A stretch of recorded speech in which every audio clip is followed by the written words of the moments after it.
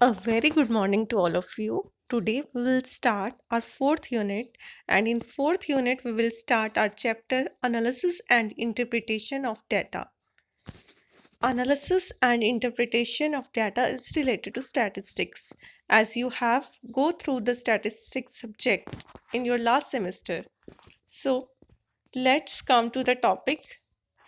What we mean by data analysis? Data analysis होता है data को एनालाइज करना। कैसे एनालाइज करना? मतलब कुछ मेजर्स को डिटरमाइन करना among द वेरिएबल्स, और क्या देखना कि उन वेरिएबल्स के बीच में क्या रिलेशनशिप एग्जिस्ट कर रही है। मतलब क्या होगा डाटा एनालिसिस का? It means the determination of certain indices और measures along with searching the pattern of relationship that exist among the data group, कि जो डाटा हमने कलेक्ट किया उस डाटा से हमारे पास क्या रिजल्ट्स निकल कर आ रहे हैं, क्या मेजर्स निकल कर आ रहे हैं, और उस डाटा का आपस में क्या रिलेशन है, वो जानने के लिए, वो जानना हमारा क्या होता है, डाटा एनालिसिस। अगर हम बात करें पर्पस ऑफ डाटा एनालिसिस की, सबसे पहले to dispose to quantitative treatment, कि हम क्या क्वांटिटेटिव ट्रीटमेंट निकाल कर क्या रिजल्ट फाइंड आउट कर रहे हैं। फॉर डेवलपिंग सिस्टमेटिक थ्योरी, कोई थ्योरी डेवलप करनी है तो उसके लिए भी हमें क्या यूज़ करना पड़ेगा, वही डाटा एनालिसिस से रिलेटेड जो भी टूल्स होते हैं उन्हें यूज़ करना पड़ेगा। कोई ब्रॉडर जनरलाइजेशन के लिए बेस प्रोवाइड करना, वो भी डाटा एनालिसिस का काम है। मतलब जैसे हमारे पास बहुत बड़ा डाटा होता है, अब हम डाटा देख के तो पता नहीं चला सकते ना क्या है। अगर हमारे पास मीन हो, मीडियन हो, मोड, तो हमें पता है मीन क्या इंडिकेट कर रहा है, एवरेज। मीडियन क्या कर रहा है, पोजीशन कर रहा है। स्क्यूनेस क्या दिखा रहा है, शेप बता रहा है हमें। तो ये क्या है, हमें एक तरह से जनरलाइजेशन, एक जो डिसीजन लेना होता है उससे लेने में हमें हेल्प करता है डाटा एनालिसिस। अब हम बात करेंगे टाइप्स ऑफ डाटा एनालिसिस की। अगर हम टाइप्स ऑफ डाटा एनालिसिस की बात करें तो इसे हम 4 पार्ट्स में डिवाइड करते हैं: descriptive analysis, causal, correlative analysis and inferential analysis. अभी पढ़ेंगे नेक्स्ट स्लाइड में। सबसे पहले बात करें डिस्क्रिप्टिव एनालिसिस की, तो डिस्क्रिप्टिव एनालिसिस को 2 पार्ट्स में डिवाइड किया। बी वेरिएट, बी वेरिएट मतलब क्या होगा, जब 2 वेरिएबल की स्टडी होगी तो उसे हम बोलते हैं बी वेरिएट। सीक्वेंशियल एनालिसिस, जिसे हम सीक्वेंस करेंगे। और फिर बी वेरिएट का भी एक और पार्ट होता है मल्टी वेरिएट, जब हम 2 से ज़्यादा वेरिएबल्स की एक साथ स्टडी करते हैं तो उसे बोलते हैं मल्टी वेरिएट एनालिसिस। तो आओ एक एक करके हम क्या करें, जो अपने टाइप्स हैं डाटा एनालिसिस की उनके बारे में पढ़ते हैं। सबसे पहले हम बात करते हैं डिस्क्रिप्टिव एनालिसिस। डिस्क्रिप्टिव एनालिसिस क्या है? डिस्क्रिप्टिव एनालिसिस बताती है एक तरह से वन डायमेंशनल स्टडी। यहाँ पर क्या करते हैं हम, study of distribution of variables को हम कैसे डिस्ट्रीब्यूट कर रहे हैं उसकी स्टडी करना, दैट इज डिस्क्रिप्टिव एनालिसिस। और इसे हम क्या बोलते हैं, वन डायमेंशनल स्टडी। अब डिस्क्रिप्टिव एनालिसिस को भी फर्दर हमने 3 पार्ट्स में डिवाइड किया। बी वेरिएट एनालिसिस, जब हम 2 वेरिएबल्स की एक बार में स्टडी करते हैं, उन्हें एनालाइज करते हैं, तो वो होता है bivariate analysis. Sequential analysis क्या हो गया कि जब हम डाटा को किस फॉर्म में दिखाते हैं, टेबल की फॉर्म में, पर एक टाइम पर हम एक फैक्टर की स्टडी करते हैं। हमारे पास फैक्टर्स तो बहुत सारे हैं, पर एक टाइम पर हमने क्या किया, एक ही फैक्टर की स्टडी की, तो वो क्या हो गया, sequential analysis.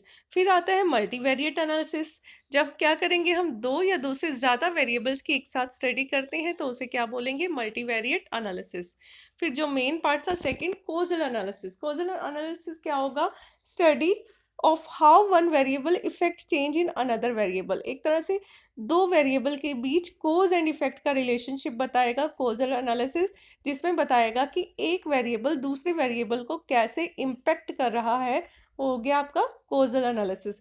Correlative analysis, correlation करते थे ना, क्या बताता था कोरिलेशन?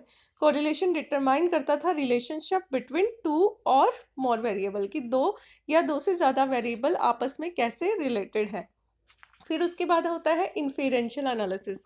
ये इन्फेरेंशियल एनालिसिस किस चीज़ से कंसर्न है, अलग अलग तरह के टेस्ट को लेकर, test of significance for testing hypothesis. यहाँ पर क्या देखते हैं, क्या डिटरमाइन करना है कि हमारा जो डाटा हमने लिया है वो वैलिडेट कर भी रहा है या नहीं कर रहा, और हम किसी कंक्लूजन पर पहुंच पा रहे हैं या नहीं। यहाँ पर हम ना बहुत सारे टेस्ट लेकर चलते हैं डाटा एनालिसिस को लेकर, Z test, T test, F test, chi square test, ये हमारे इस चैप्टर में आएंगे और मैं डिटेल में करवाऊंगी अभी बाद में आपको।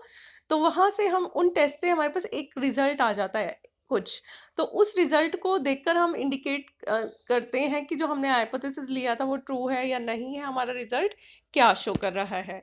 उसके बाद हम बात करते हैं नेक्स्ट टॉपिक की, statistical methods of data analysis, जिसके अंदर हमारे टू पार्ट्स में डिवाइड किया, डिस्क्रिप्टिव, इन्फेरेंशियल। इन्फेरेंशियल हम बाद में पढ़ेंगे डिटेल में, डिस्क्रिप्टिव पे आ जाओ। यहाँ ये सब कुछ आपने पूरे का पूरा स्टैट्स में पढ़ा हुआ है, तो जिसको वो चीज़ आती है, क्लियर है, वो सारे के सारे फॉर्मूले अपने नोट कर लेना। स्टैट्स अच्छे से आना चाहिए इसके लिए। देखो डिस्क्रिप्टिव स्टैटिस्टिक्स में हम क्या पढ़ते हैं, measure of central tendency, measure of dispersion, measure of shape. Measure of central tendency की बात करें तो हम क्या क्या चीज़ें यहाँ पर मेजर करते हैं, मीन, मोड और मीडियन। जो मीन होती है वो अर्थमेटिकल एवरेज होती है, आपको पता है, और जो मोड और हमारा मीडियन होता है वो पोजिशनल एवरेजेस होती हैं। डिस्पर्जन की बात करें कि दो वेरिएबल्स आपस में किस तरीके से डिस्पर्स हो रहे हैं, अलग अलग हैं। जैसे इसके अंदर हम बहुत सारे मेजर्स पढ़ते थे, range, inter quartile range, mean deviation, standard deviation and variance, और एक कोफिशिएंट ऑफ वेरिएंस, वेरिएंस भी होता था जिसका फॉर्मूला होता था standard deviation by X mean into 100। तो ये फॉर्मूला सारे नोट कर लेना अपनी नोटबुक में।